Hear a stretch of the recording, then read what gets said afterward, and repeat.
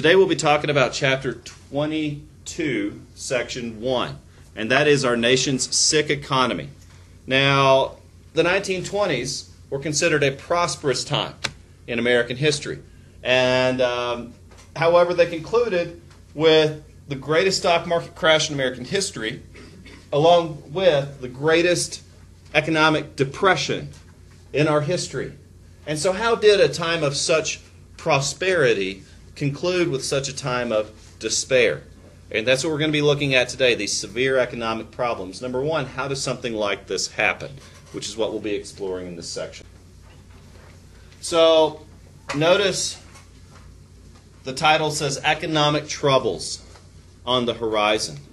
So, what signs of a faltering economy could people look at that time, even in the midst of the Roaring '20s, even in the midst of unprecedented economic growth, wage increases generally, better technology, better quality of life, and we even looked at arts and culture because more people had time to enjoy those things. So what is it that causes a depression?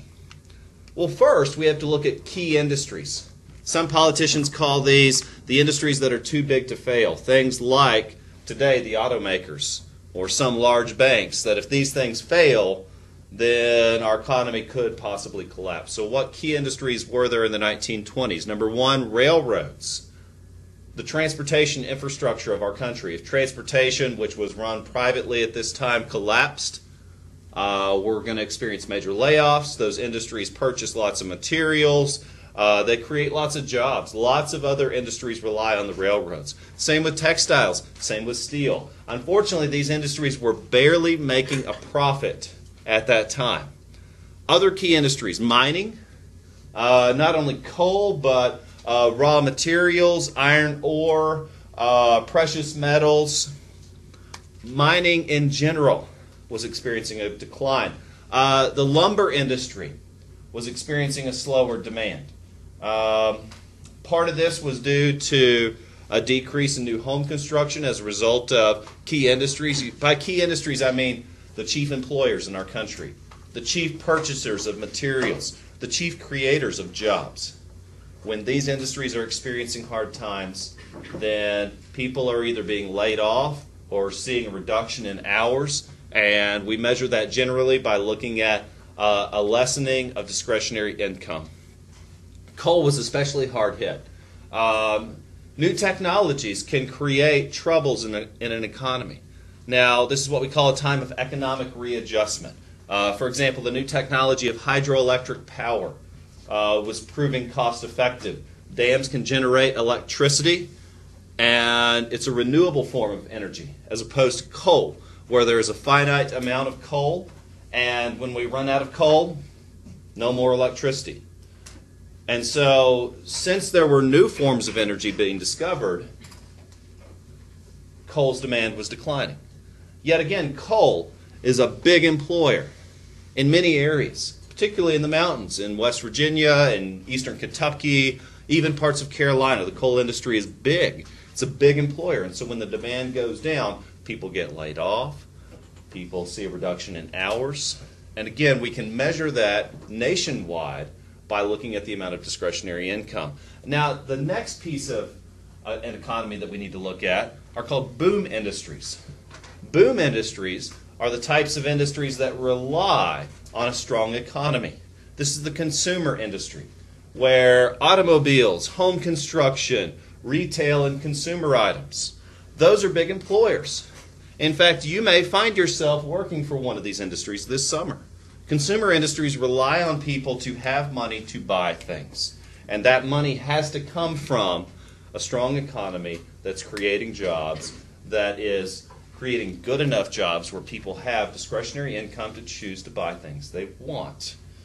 And the trouble with this is when these do poorly, these do poorly. And as a result of this, things like housing, things like automobile construction, sales and retail begin to decline.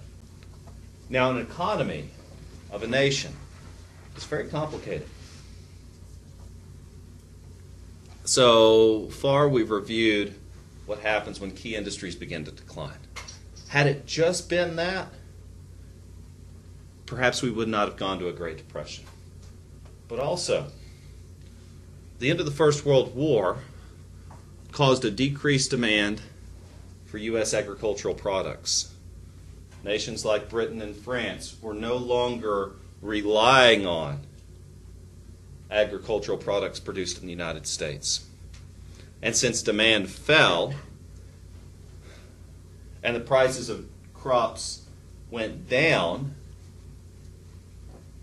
the income of the average American farmer was declining.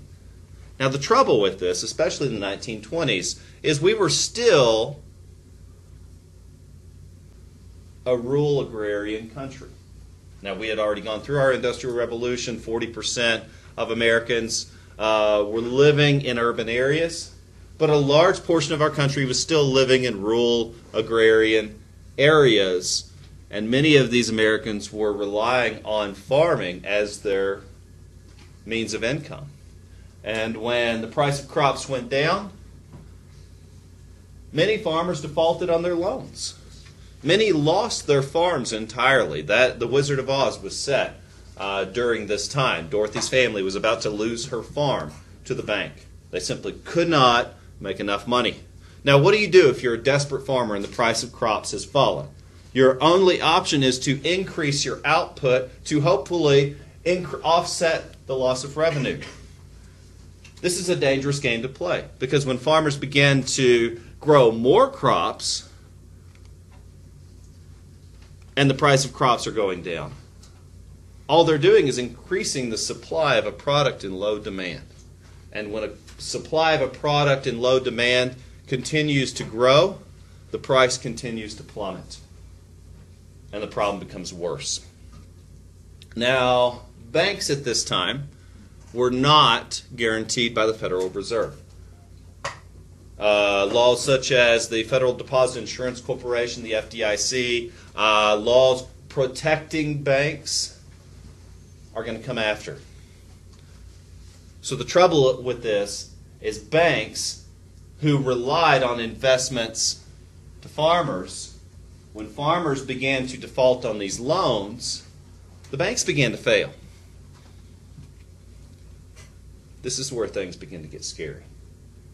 Now, in the next couple days, today and tomorrow, we'll be looking at how a conservative government responds to an economic crisis like this.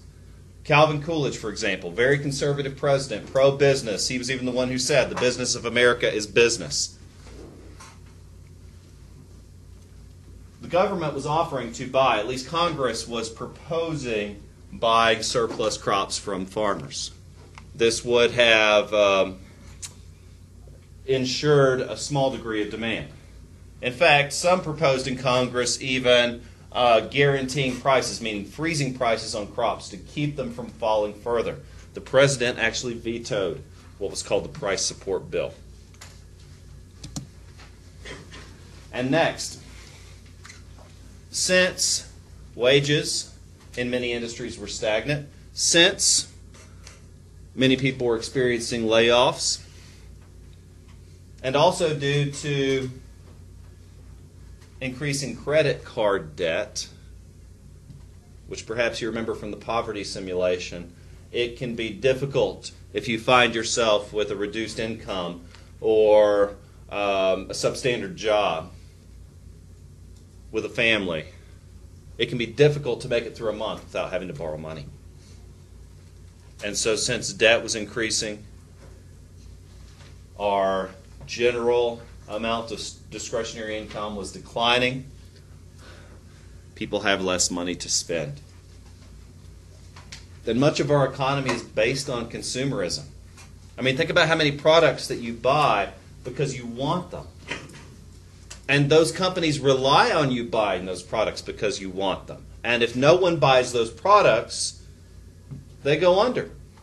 I mean, think about Pepsi. You could live without Pepsi. It tastes good. It's great. You could survive without it.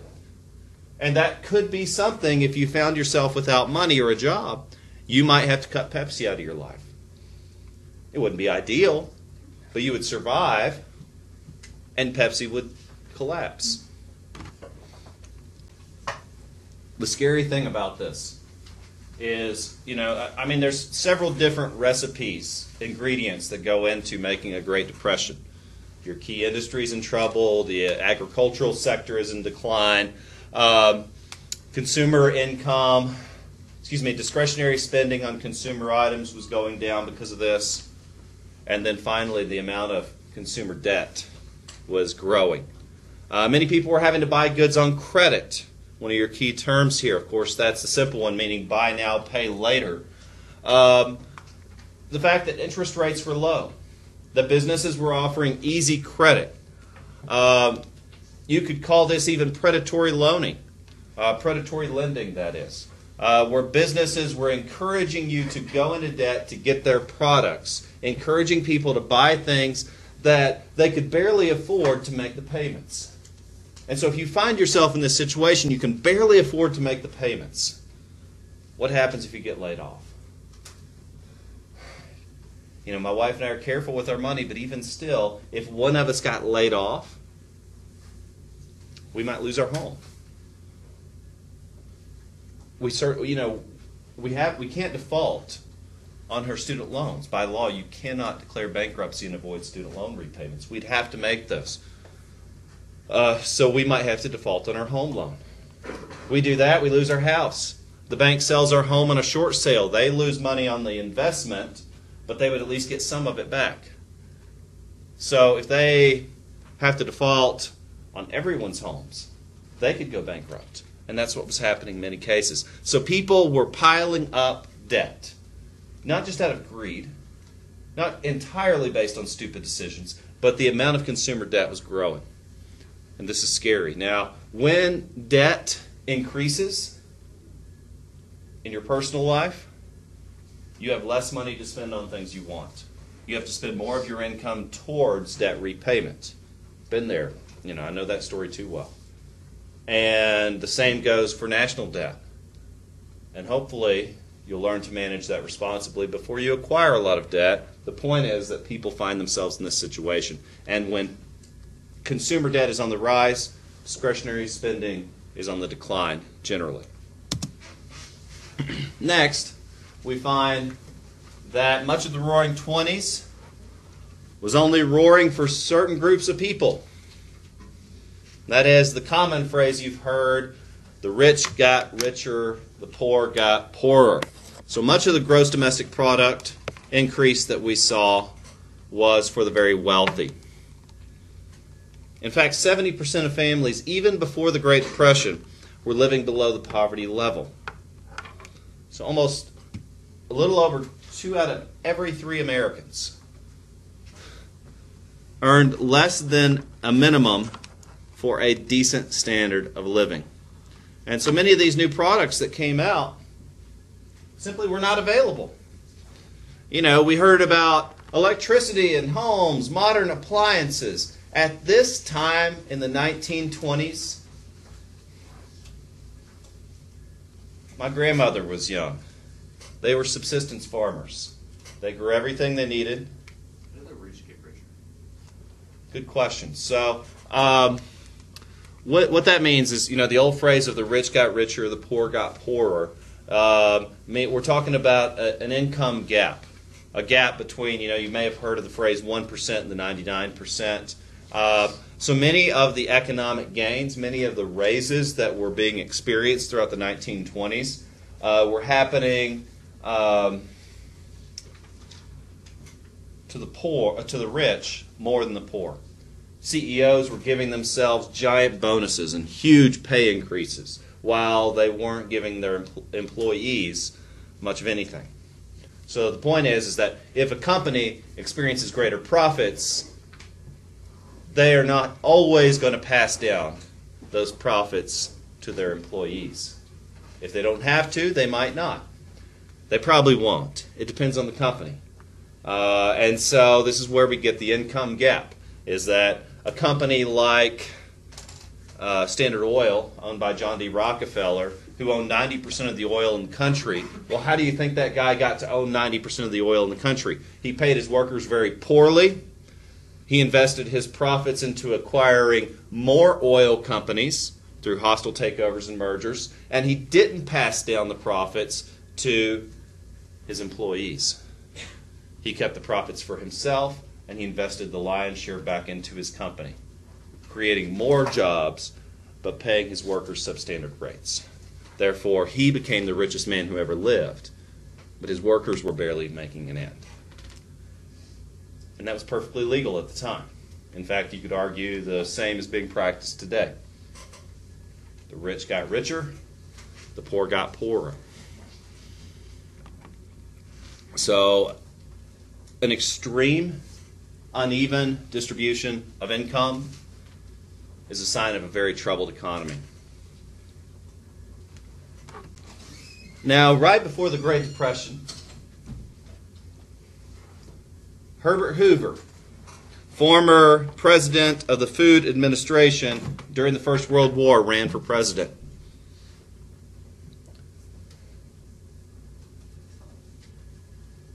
Once he won the primary and became the Republican candidate for president, he won with an overwhelming majority. You see, these signs of a troubled economy, you can see them if you look. But it's not as simple as just watching the television or, at that time, listening to the radio or even reading the newspaper. It takes looking carefully. You know, it might take reading the Wall Street Journal. It might take, well, in our age, simply doing a little Google research on how is the economy really doing. It's not as simple as just, oh, that president is so-and-so, therefore the economy sucks. It's more complicated than that. But nonetheless, Calvin Coolidge oversaw the Roaring Twenties, the unprecedented economic growth at the time. People were generally happy with the Republican Party because they were the party that got to live through the Roaring Twenties. And so Hoover was elected in a landslide victory.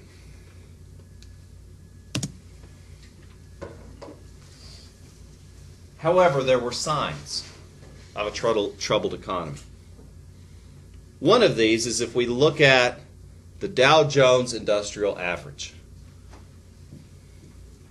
The Dow Jones Industrial Average tracks the state of the stock market. Now, a stock is a piece of a company.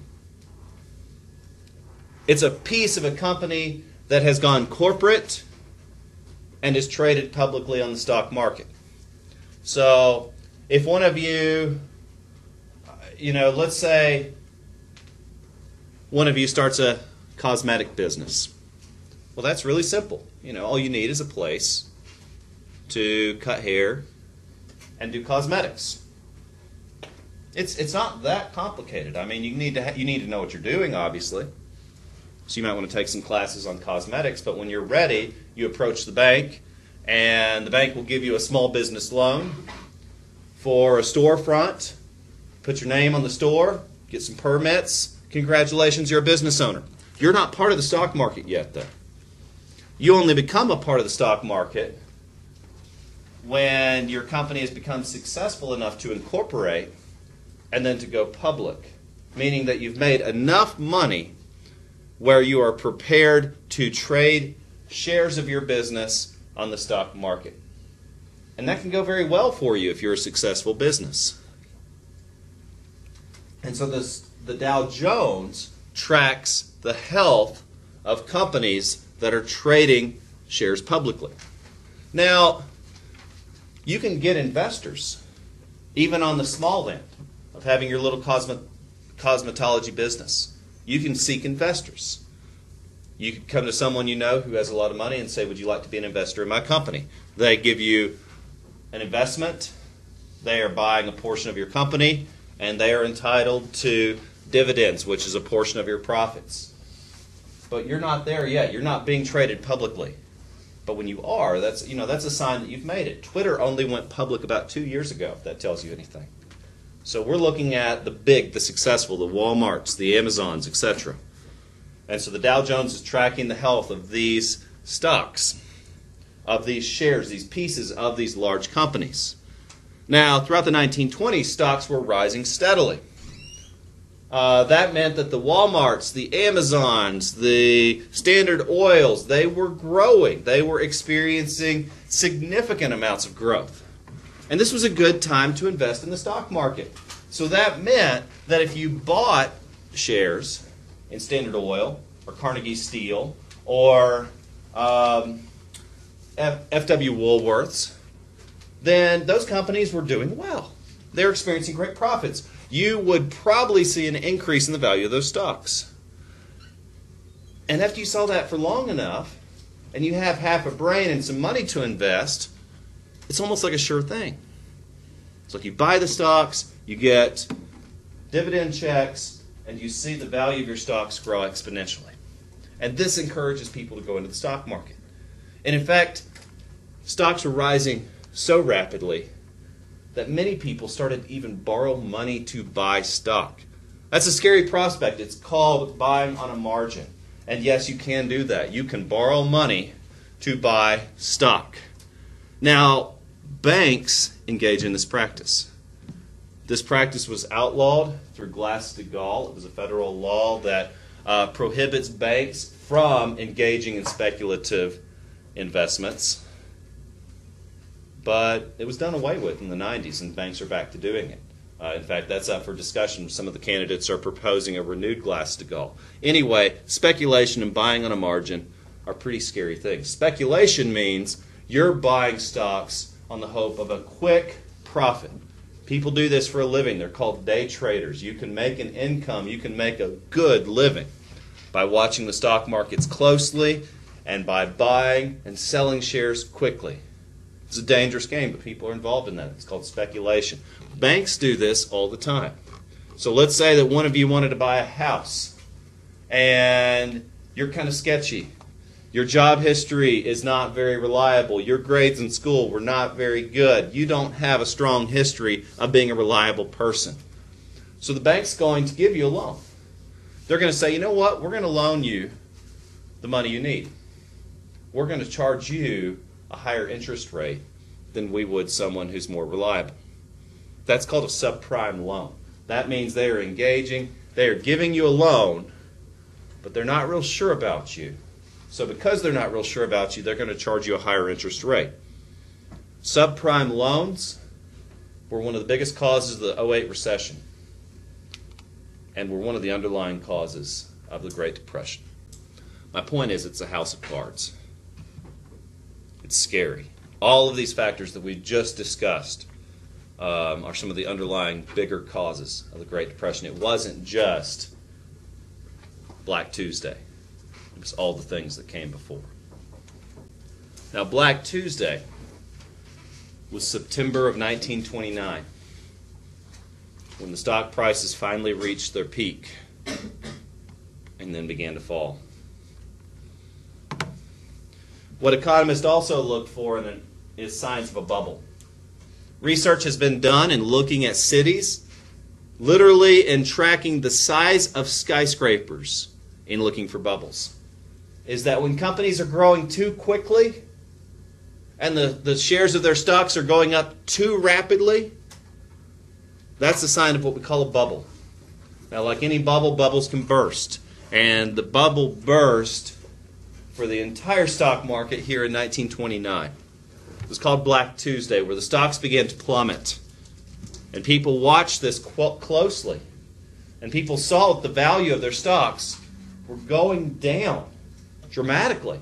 And again, stocks represent pieces of businesses. And that means that American businesses were declining rapidly for all the reasons we just looked at.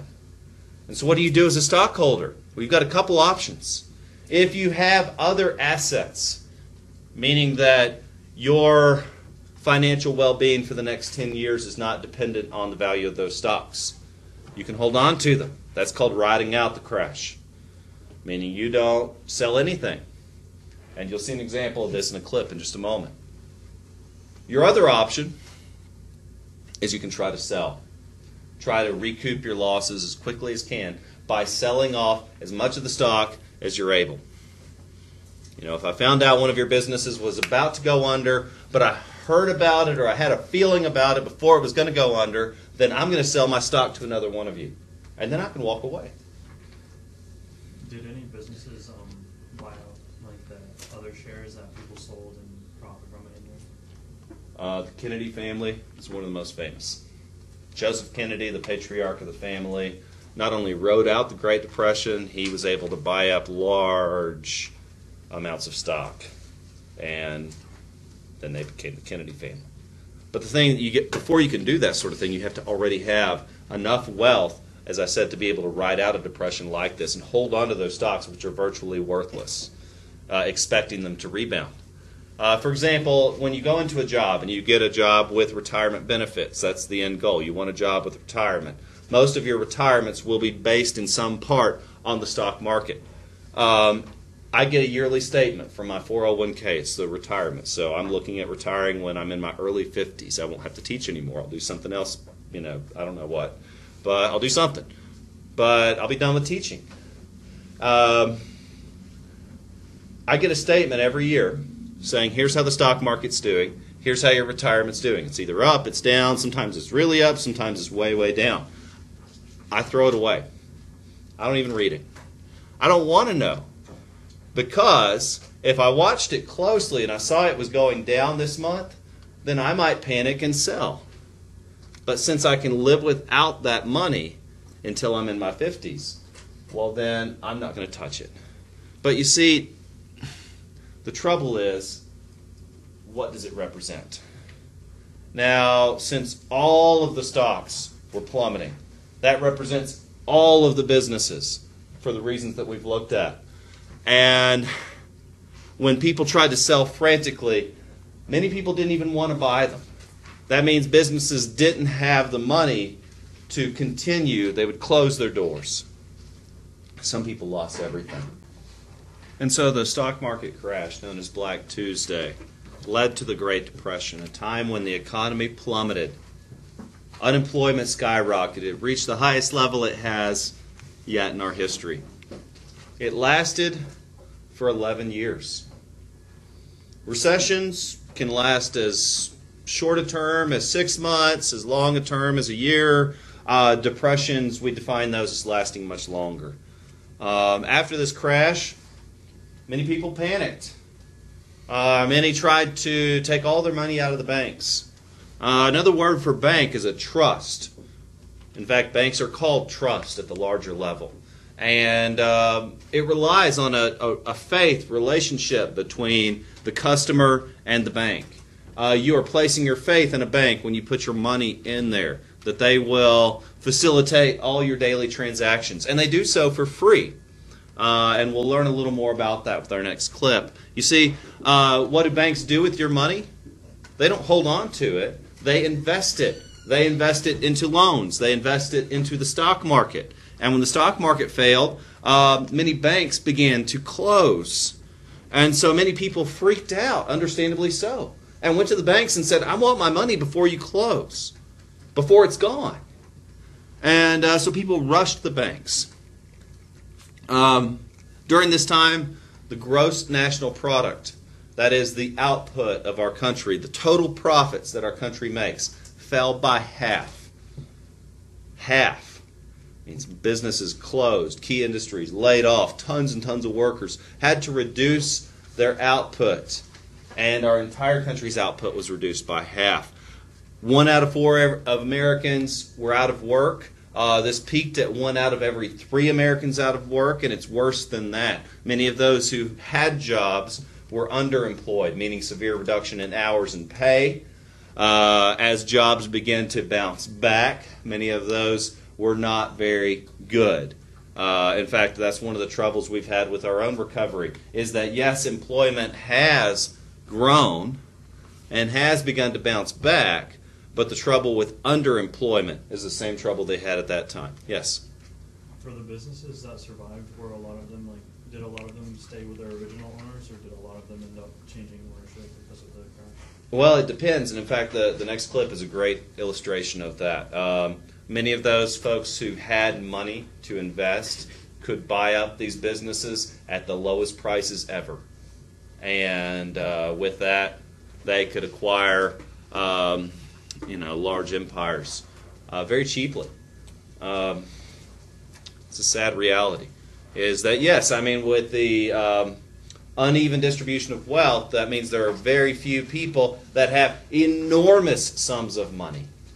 And what are they going to do with that money? Well, they want to increase that money. They want to invest. And this is the best time to buy in the stock market when prices are low. And so like he said, this is a good time to buy. And yes, businesses did change hands often. Don't look now, but there's something funny going on over there at the bank, George. I've never really seen one, but that's got all the earmarks of being a run. Hey, lady, you got any money in the bank? You better hurry. George, let's not stop. Let's go. A minute there. Uh-oh. Please, let's not stop, I'll George. be back in a minute, Mary.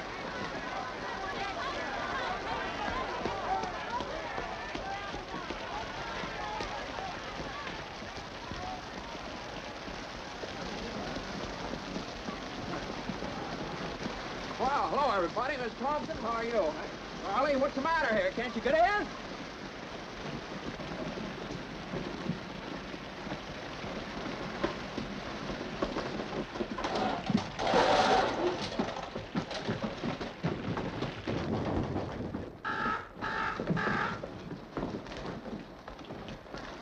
What is this, Uncle Billy? A holiday?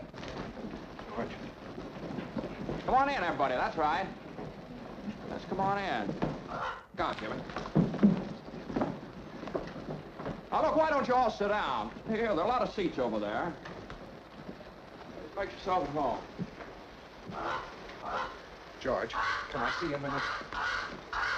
Why did you call me? I just did, but they said you left. This is a pickle, George. This is a pickle. All right, now, what happened? How did it start? Well, how does a thing like this ever start? All I know is the bank called our loan. When?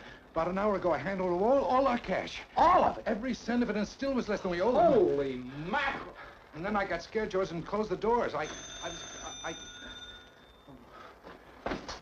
The whole town's gone crazy. Yeah, hello? George, it's Potter. Hello? George, there is a rumor around town that you've closed your doors. Is that true? Oh, well, I'm very glad to hear that. George, are you all right? Do you need any police? Police? What for? Well, mobs get pretty ugly sometimes, you know. George, I am going all out to help in this crisis. I have just guaranteed the bank sufficient funds to meet their needs. They will close up for a week and then reopen. Just took over the bank. I may lose a fortune, but I am willing to guarantee your people, too. Just tell them to bring their shares over here, and I will pay 50 cents on the dollar. Oh, you never miss a trick, do you, Potter? Well, you're gonna miss this one. If you close your doors before 6 p.m., you will never reopen.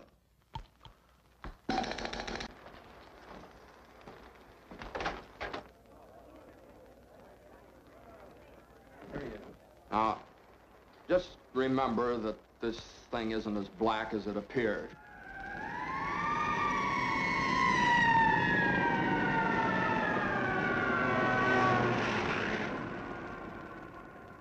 I have some news for you, folks. I was just talking to old man Potter, and he's guaranteed cash payments to the bank. The bank's going to reopen next week. But, George, I got my money here. Did he guarantee this place? Well, no, Charlie, I didn't even ask him. We don't need Potter over here. And I'll take mine now. No, but you're thinking of this place all wrong, as if I had the money back in a safe. The money's not here. Well, your money's in Joe's house. That's right next to yours. And in the Kennedy house, and Mrs. Maitland's house, and 100 others. You're lending them the money to build, and then they're going to pay it back to you as best they can. Now, what are you going to do, foreclose on them? I got $242 in here, and $242 isn't going to break anybody. Okay, Tom. All right. Here you are. You sign this. You get your money in 60 days. 60 days? Well, now, that's what you agreed to when you bought your shares, Tom. Tom, did you get your money? No. Well, I did. Old man Potter will pay 50 cents on the dollar for every share you got. 50 cents on the dollar? Yes, cash. Well, what do you say? No, Tom, you have to stick to your original agreement. Now, give us 60 days on this Okay, Randall. Are you going to Potter's? Better to get half than nothing. That's what I Tom! Randall, now, Randall, wait. Now, wait. Now, listen. Now listen to me. I beg of you not to do this thing. If Potter gets a hold of this building and loan, there'll never be another decent house built in this town. He's already got charge of the bank, he's got the bus line, he got the department stores, and now he's after us. Why? Well, it's very simple. Because we're cutting in on his business, that's why. And because he wants to keep you living in his slums and paying the kind of rent he decides. Joe, you had one of those Potter houses, didn't you? Well, have you forgotten? Have you forgotten what he charged you for that broken-down shack? Here, Ed, you remember last year when things weren't going so well and you couldn't make your payments? Well, you didn't lose your house, did you? You think Potter would have let you keep it? Can't you understand what's happening here? Don't you see what's happening? Potter isn't selling, Potter's buying. And why? Because we're panicky and he's not, that's why. He's picking up some bargain. Now, we can get through this thing all right. We've got to stick together, though. We've got to have faith in each other. But my husband hasn't worked in over a year, and I need money. How am I going to live until the bank opens? I got doctor bills to pay. I need cash. I can't keep our kids on faith. I've got to have... How much do you need? Hey! I got $2,000. Here's $2,000. This will tide us over to the bank reopens. All right, Tom, how much do you need? $242. No, Tom, just enough to tide you over until the bank reopens. I'll take $242. There you are. That'll close my account. Your account's still here. That's a loan. Okay. All right, Ed.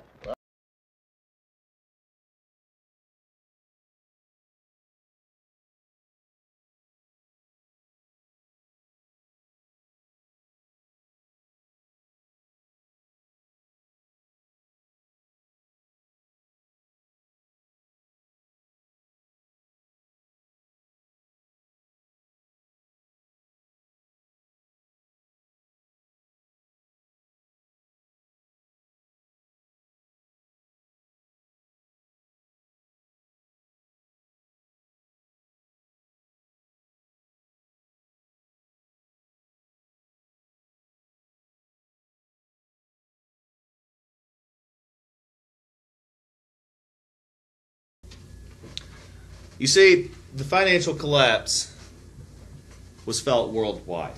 What happens in our country affects the rest of the world. The Great Depression limited the United States' ability to import goods from other countries. Countries rely on international trade, and so this affected the economy, particularly of Europe. We also passed the highest protective tariff in American history, called the Smoot Tariff Act. And this was to restrict trade with other countries so that Americans would be forced to buy American-made products, so getting Americans back to work. The trouble with this is it spread the Depression and made it worse. Other countries couldn't afford to buy American goods, and so since we weren't buying their goods, they couldn't afford to buy our goods. And this led to increasing unemployment around the world. So just by way of review, the general causes of Great Depression. One, trouble with international trade, partly caused by tariffs. Debts from the First World War. Remember, we spent a ton of money on the First World War.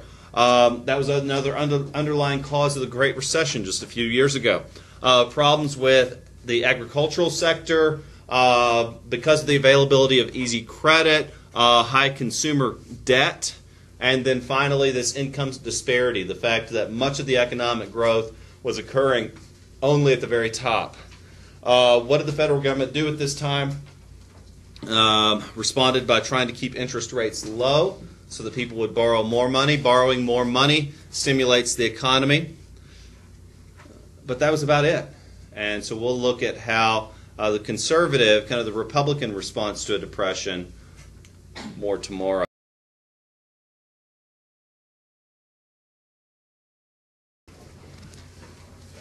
So first, let's look at how the Great Depression affected people living in cities. Since larger numbers of Americans were living in cities,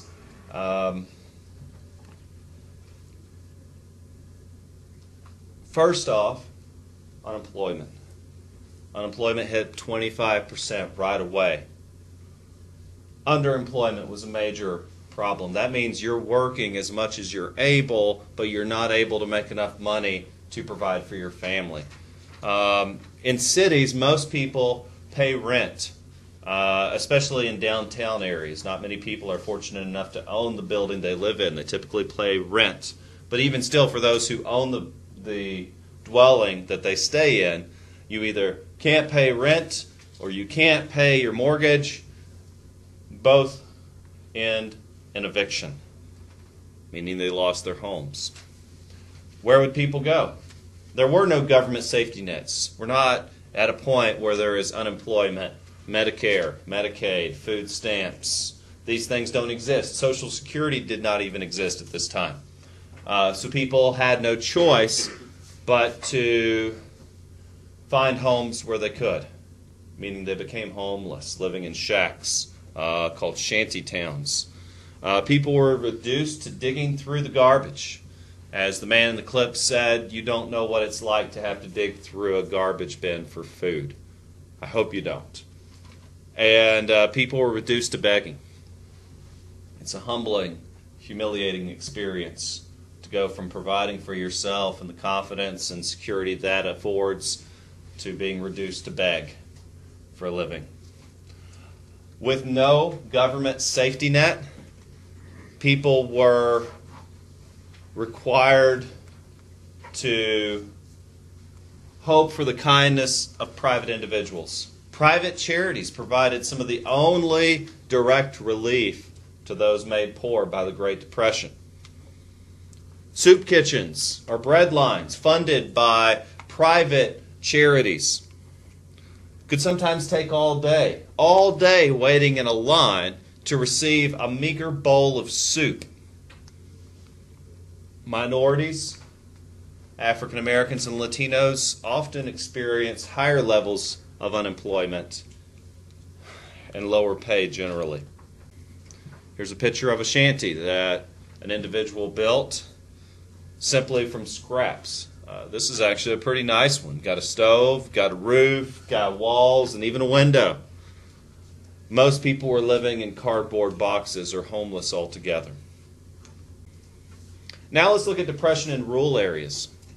Much of America was still agrarian by the 1920s, meaning that lived on farms in the country in rural areas. How would folks around here have been affected? Well, if your family were already farmers, and if they didn't owe money on their land and home, and they were able to keep their home, well, they might be able to become subsistence farmers, meaning growing enough to survive. That's how my family made it through the Great Depression. Talk to your folks sometime to see how yours made it through. That's easier said than done. My grandmother told stories of her brothers going off to fish all day at a time sometimes, bringing home the fish, eating the ones they could, storing the ones they couldn't, and then doing the same the next day. Or working odd jobs. My grandpa even tried his hand at mining gold. I found his mine when I was a kid. It was really neat. They tried everything. Mining gold. It wasn't very lucrative, so he went to work in a copper mine in Copper Basin, which is just past Murphy. He tried his hand at lumber, cutting wood for a living, one of the more dangerous occupations. Worked for the TVA, building dams. Worked for anything and everything. And then after the war, the GI Bill allowed him to go back to school, and he became a teacher. But not before he had tried his hand at everything to provide for his family, because there was no safety net. It's make it or don't. Unfortunately, about 400,000 farmers lost their homes due to foreclosure. Not everyone was as lucky as my family to have their property fully paid for. Out west, what we call the bread belt, so many farmers had either been evicted, leaving their land fallow or unplanted, or had exhausted the soil in the land from overproduction. Remember, when the price of crops fell, those who were in farming as a business tried boosting production, ending crop rotation, putting as much soil to use as possible. And the side effect of that was that exhausted land cannot produce anything. And this was happening on such a large scale, coupled with a drought through the 1930s, that farms were turning to deserts during a time known as the Dust Bowl. And we'll look at a clip of this in just a moment. The Dust Bowl was an area all the way from North Dakota down to Texas, through the Great Plains and one of the drier parts of our country. This area was hardest hit, though it was said that the clouds from the Dust Bowl could be seen as far as the East Coast. We're lucky to live in an area with a large amount of rainfall, but if you've noticed the drought in California, even with our modern technology, parts of California have been returned to desert.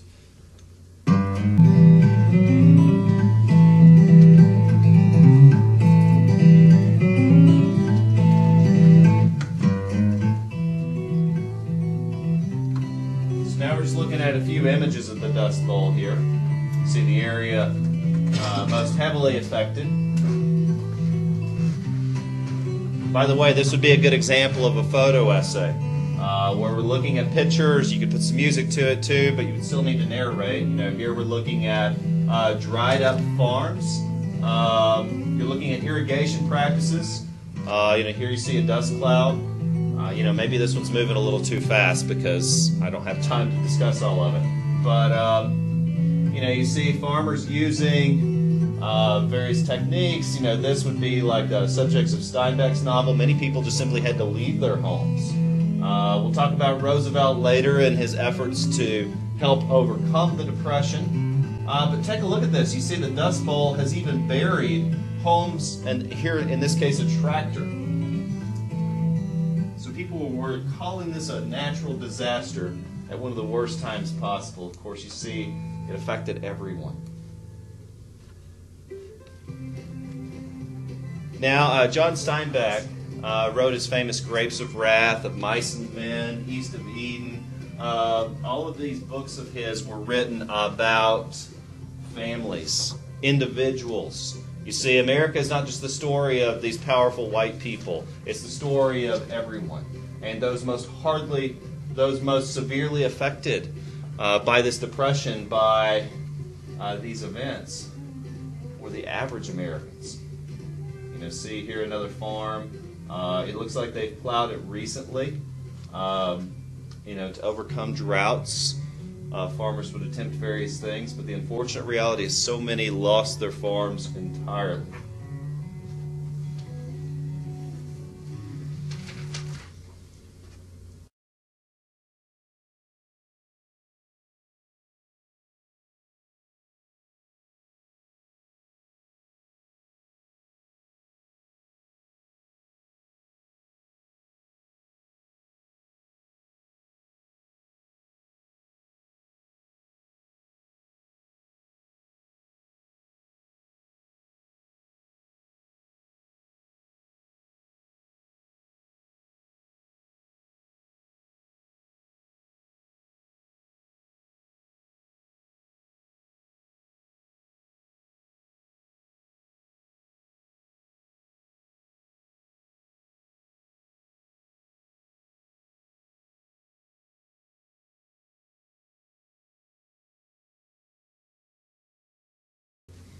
So next, I wanted to show you just one more photograph of the effects of this. You see that the sand has piled up.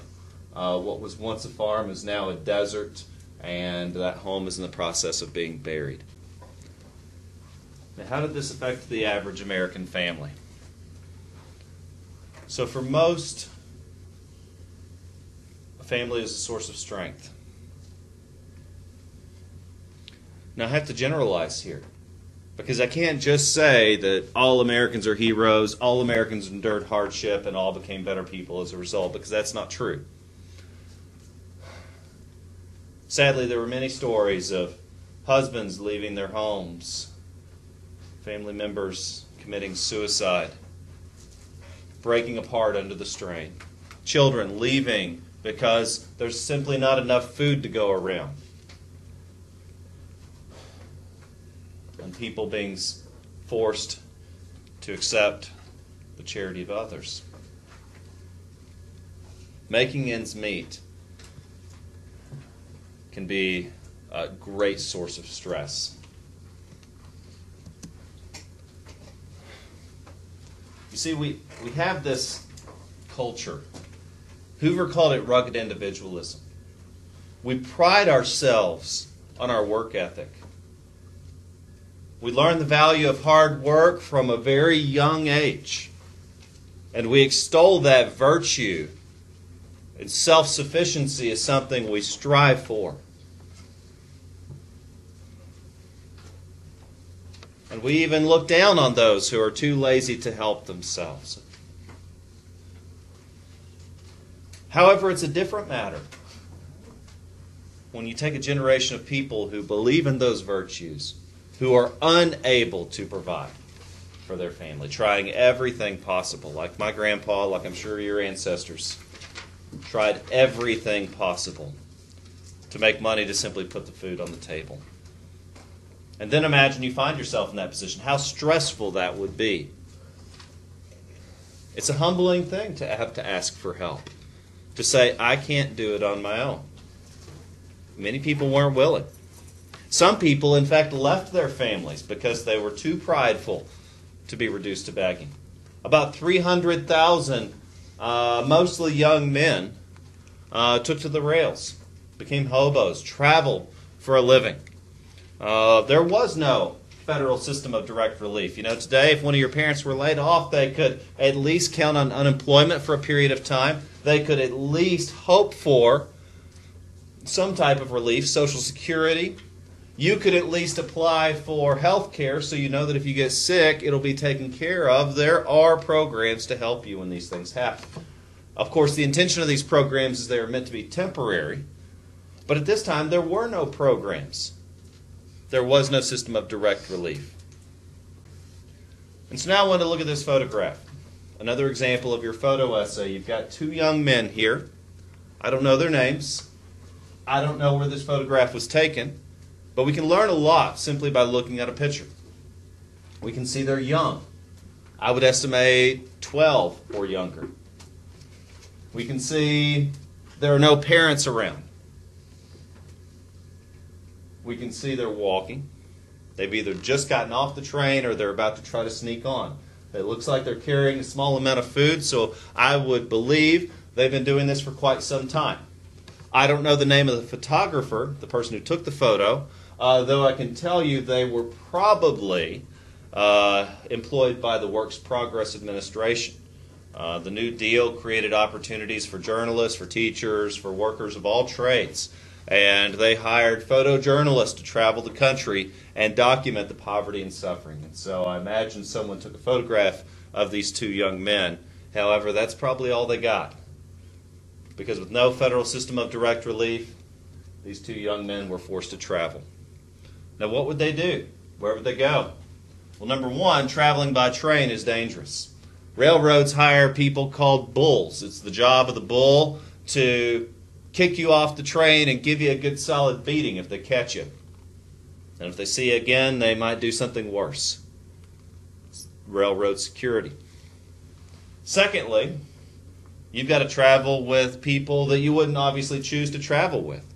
Sometimes hobos were in danger from one another. There's a famous case called the Scottsboro case where a young woman was raped on a train, or at least she claimed she was. It resulted in a huge case, and 8 men spent the rest of their lives in jail accused of rape. It's an interesting case because no proof was ever found of anything, and nonetheless these men spent their lives in jail. We don't really know exactly the details, but the point of it is these 8 young men and the 2 women were all traveling together on a train. So even women were sometimes forced to live on the rails. We don't know how long these young men have been on the rails, but we do know that hobos would develop a system for figuring out where it would be safe to get a warm night's sleep, whose homes would provide them with a meal. But now, if you find yourself in this situation where you suddenly have very little, then you have to budget carefully. You have very limited resources. Many women would sew clothing to attempt to sell it, but also to provide for their families. Many families would grow food and store it. Many canned their own food. Many women went to work outside the home, and we're not really talking about a step towards civil rights here or equality. We're talking about necessity. But the point is that there were many people, proud people, who wanted to earn a living for their families, who were unable to because there were not opportunities available. Sadly, hardship affects children most severely. It's important for everyone to have a good nutritional balance and eat well every day. It's especially important for children. Growing and developing, it's not possible without a healthy, balanced diet. Malnutrition can lead to serious health effects, not only in everyone in general, but for children. Did you know that the average height of the average American during this time was much shorter? Did you know the average life expectancy was much lower? Did you know that many schools closed entirely during the Great Depression? With a lack of tax revenue, they had to close their doors. And as I said previously, many children left home entirely. There just wasn't enough food to provide for them. I'd like to tell you that everyone was heroic and everyone worked hard and everyone pulled together. That's just not the American story, because we have to look at this more generally. Suicide rates went up by 1/3. Admissions to mental hospitals tripled. Some people broke apart under the strain. Generally, people had to give up on things like health care and live with illnesses that were either preventable or treatable. Most people put off college. Many even put off having children. If you've lived through hardship and poverty, it affects you. You develop habits of frugality. You learn to live on limited resources, and you learn to appreciate what you have when it's taken from you.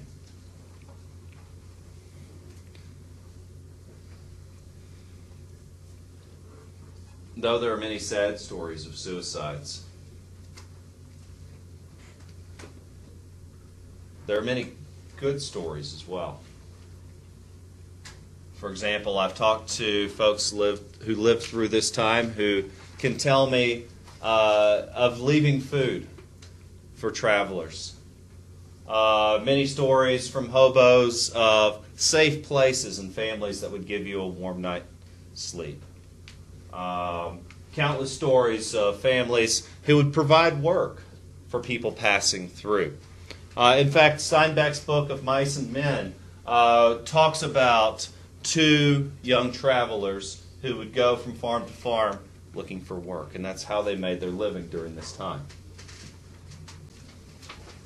So today we'll be talking about chapter 22, section 3, and that is Hoover struggles with the Great Depression. President Herbert Hoover was a textbook conservative, especially in the way that he handled the Great Depression. And though this is straight from the textbook of a small government approach to an economic crisis, it drew large criticism from most Americans, leading to a major political overturn.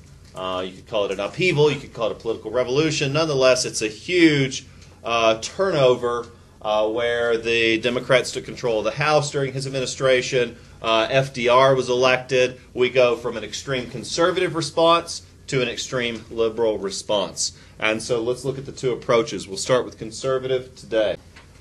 First off, Herbert Hoover told the Americans that our economy was on sound footing, that depressions, recessions, and boom cycles are part of the natural flow of an economy.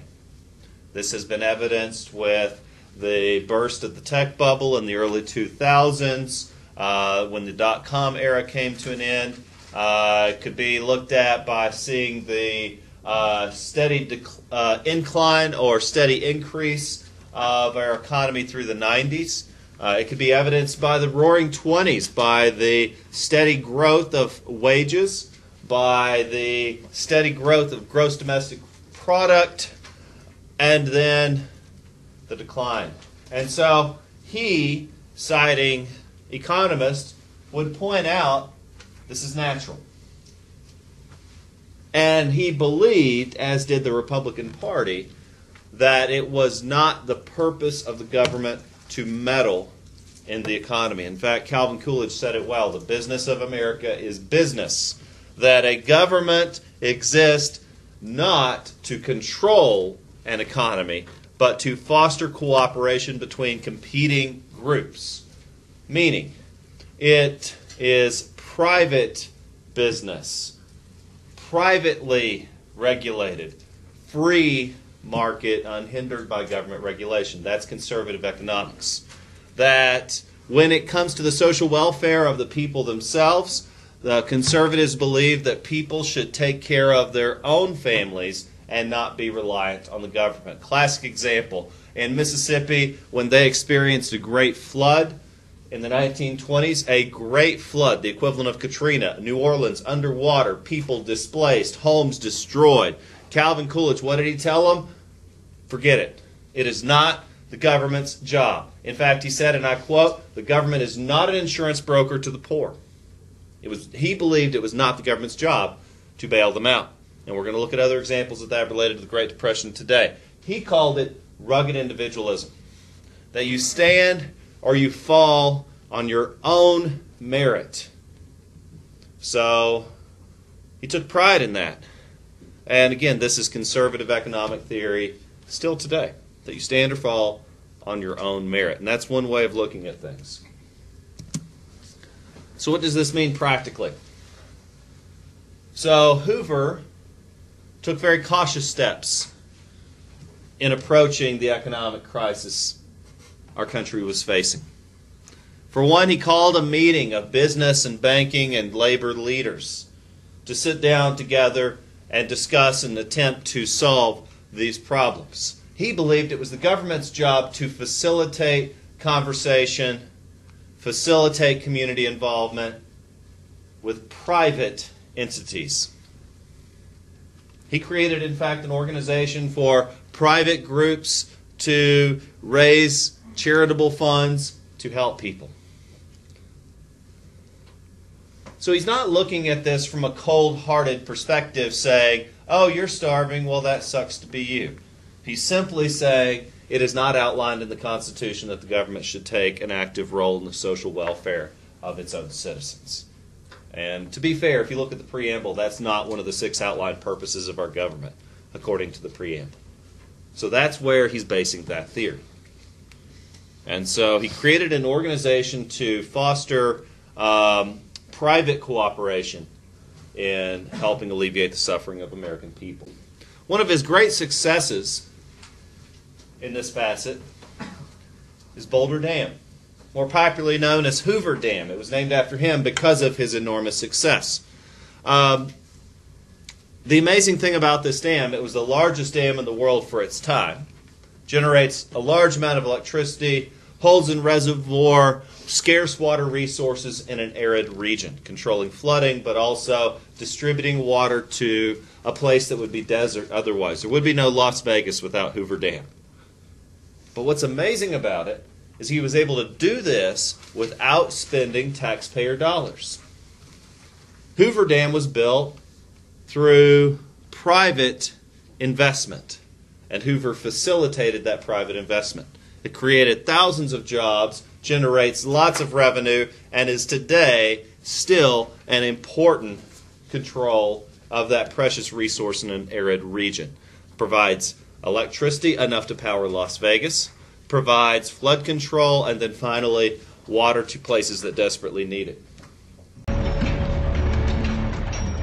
Frank Crowe is driving ahead the building of the Hoover Dam, the biggest engineering project America has ever seen. He's driving his men hard. The crews work day and night.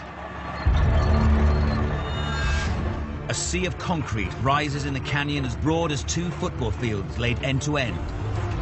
5,000 men 50,000 machines and tools, the best engineers alive, enough material to fill a train over 1,500 kilometers long.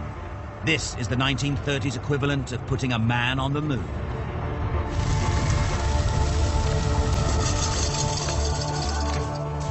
Almost 6 million tons of concrete have to be poured. That's enough to lay a meter-wide pavement around the world.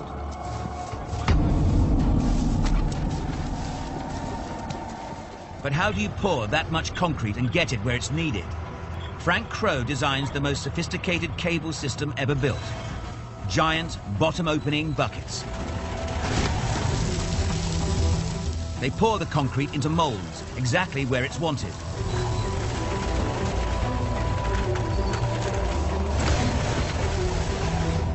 Concrete was invented by the Romans 2,000 years ago. But the Hoover Dam is the first large concrete dam in history. Today, virtually all dams are made of concrete. It's malleable and it's strong. It's the world's favorite building material for any structure. Frank is up against the clock, and he has a big problem. The drying concrete generates heat. If the dam were constructed in a single continuous pour, it would put out enough heat to bake 500,000 loaves of bread every day for 3 years. But worse, the dam would take 125 years to harden. Frank Crowe's got no time for that. Backs against the wall, we figured out who we were. We worked our way out of that depression. The secret of cooling the concrete lies within the dam itself. 937 kilometers of 2.5 centimeter pipe carry ice-cold water from the very river the dam is taming.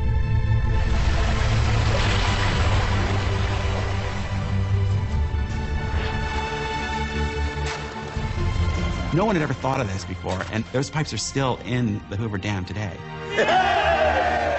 Frank Hurry Up Crowe lives up to his name. The Hoover Dam is completed on September 30th, 1935, 2 years ahead of schedule.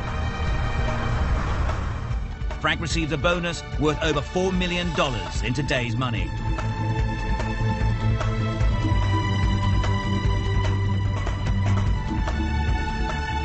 For those workers to have built something as monumental and as challenging as Hoover Dam was an astonishing feat of construction. And I think it gave us all a sense of the possible. It's 1936, and the Hoover Dam is the largest hydroelectric power producing facility in the world. Each of the 17 generators weighs more than 4 jumbo jets. Together, they can supply power to 750,000 people in booming cities like Los Angeles. The dam creates Lake Mead. At over 600 square kilometers, it is the biggest reservoir in America. It helps California produce more food for America than any other state. The Hoover Dam workers make something else boom as well. A little town 50 kilometers away where they go to drink and gamble. Its name, Las Vegas. As the wife of one Hoover Dam worker puts it, when men worked in such dangerous surroundings, you couldn't blame a lot of fellows for sort of letting their hair down. They were having fun. In 1930, just 5,000 people live in Las Vegas. Then the dam workers arrive. Then the tourists arrive. Then the gambling. Now over 37 million people come every year to party in Las Vegas. After 70 years, the Hoover Dam still supplies power to the states of Nevada, Arizona, and California. One Las Vegas hotel has the biggest flashlight on Earth. 40 billion candle power. You can read a newspaper 16 kilometers out in space by its light.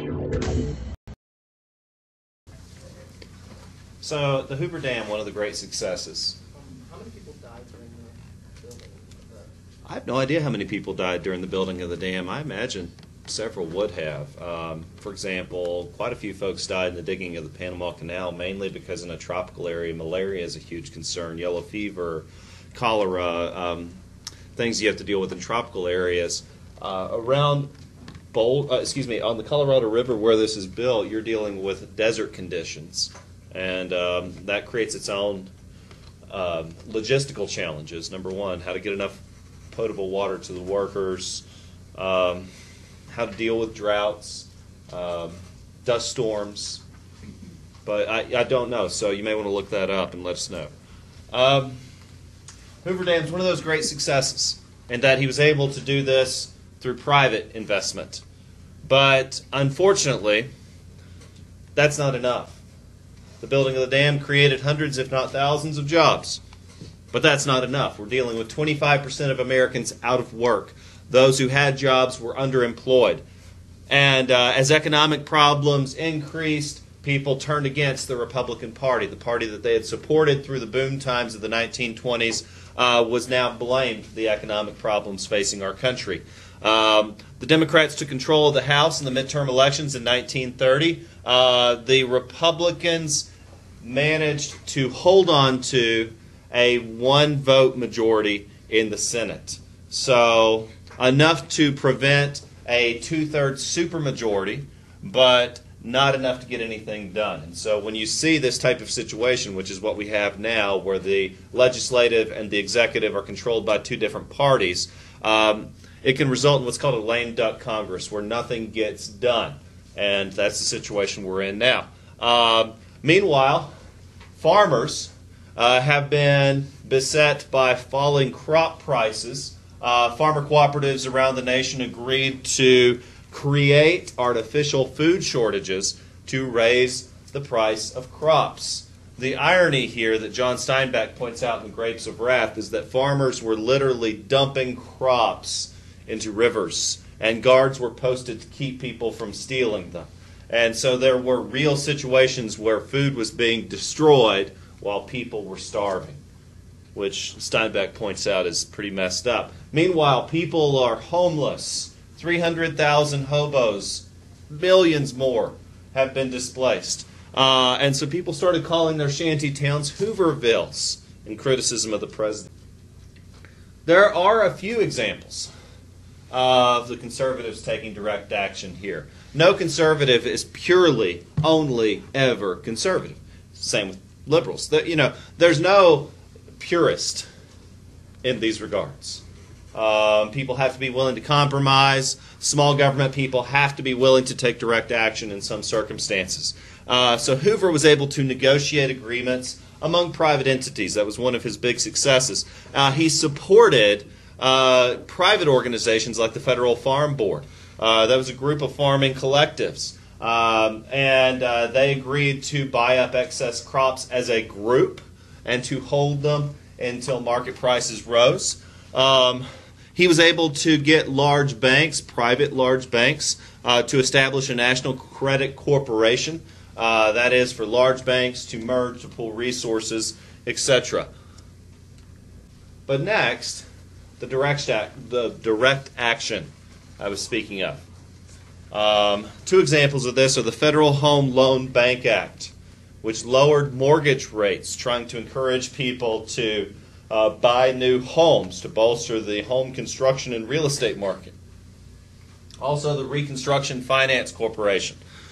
This was created to provide emergency funds for businesses, to keep private businesses afloat by providing emergency loans. So these were two examples of direct action taken by the Republican president. The trouble with this, and where people distance themselves from the Republican Party politically, is we're dealing with a crisis, an economic crisis. And what we have to remember is what else is going on around the world, is that this depression is being felt around the world. We're lucky that we're a nation rich in resources. We're lucky that we were a wealthy enough nation to be able to create programs like the New Deal, offering millions of jobs, rebuilding infrastructure. Some countries collapsed. Germany turned to fascism, so did Italy. Russia's experiencing civil wars in its transition to communism. Places around the world are collapsing. In fact, immediately following the Second World War, we would be bailing out a number of countries, including Greece and Turkey, that were on the verge of complete collapse of their economic system. So we're lucky that we're a nation rich in resources. Everyone else was not so lucky. But even though we came out of this okay, that was 11 years after the crash. 11 years of suffering, 11 years of 25% unemployment. So how do we address it? The point that the American public discovered is small government wasn't working. Another tragic example is the story of the Bonus Army. World War I veterans marched on Washington, D.C. in 1932, asking for the President's support of the Patman Bill. The Patman Bill was going to provide immediate payment for bonuses that had been promised to veterans of the First World War. The Republican-controlled Senate voted down the bill that the House had introduced. The President opposed the bill, and so he made it clear it wasn't going to get past his desk.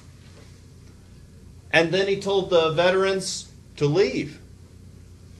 However, about 2,000 stayed, demanding to speak with Hoover himself. The President sent out the U.S. Army to disband the Bonus Army. He sent American troops against aging veterans. Tear gas was fired into the crowd, injuring men, women, and children. I'm going to show you footage of this. Someday when you get to go to D.C. and you stand at the Lincoln Memorial, you'll think about Martin Luther King and his famous I Have a Dream speech. And it's one of those wonderful moments when you get to stand there and think about that. But I want you to also think about all of these other dark times. I want you to think of the Bonus Army and the fact that there was a time in American history where veterans asked our government to treat them with decency, and the President responded by calling troops and shooting tear gas into a peaceful crowd of veteran protesters, demanding fair payment for what had been promised to them.